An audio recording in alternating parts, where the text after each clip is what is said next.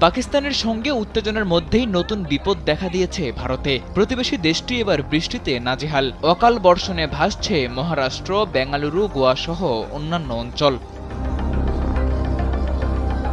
ভারতীয় সংবাদ মাধ্যম জানিয়েছে, অসময়ের বৃষ্টিতে সবচেয়ে খারাপ অবস্থা গোয়া শহরের। টানা বৃষ্টিতে ভাসছে সুন্দর এই শহর। বৃষ্টিপাতের ফলে দৈনন্দিন জীবন একদিকে যেমন ব্যাহত হয়েছে, তেমনি যাত্রীরা প্রচণ্ড অসুবিধার সম্মুখীন হচ্ছেন।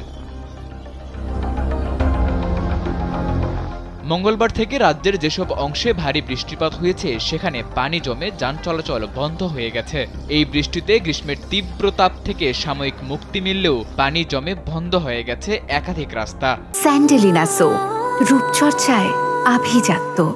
পাকা সড়কে পানির স্রোত এতই তীব্র যে ভেসে যাচ্ছে যানবাহন।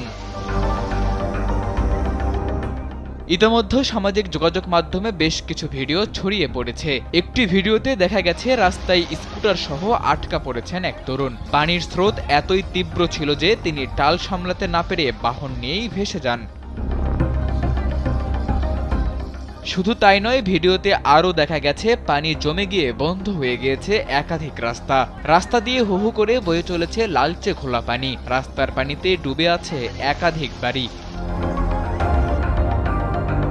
বৃষ্টিতে নাজেহাল অবস্থা বেঙ্গালুরুরও। রোববার সন্ধ্যা থেকে সোমবার সকাল পর্যন্ত ভারী বৃষ্টির জেরে শহরের নিচু এলাকা প্লাবিত হয়েছে। একই দশা মহারাষ্ট্রের। মঙ্গলবার সন্ধ্যা থেকে ভারী বৃষ্টির জেরে মুম্বাইয়ের অবস্থাও বেশ বেহাল।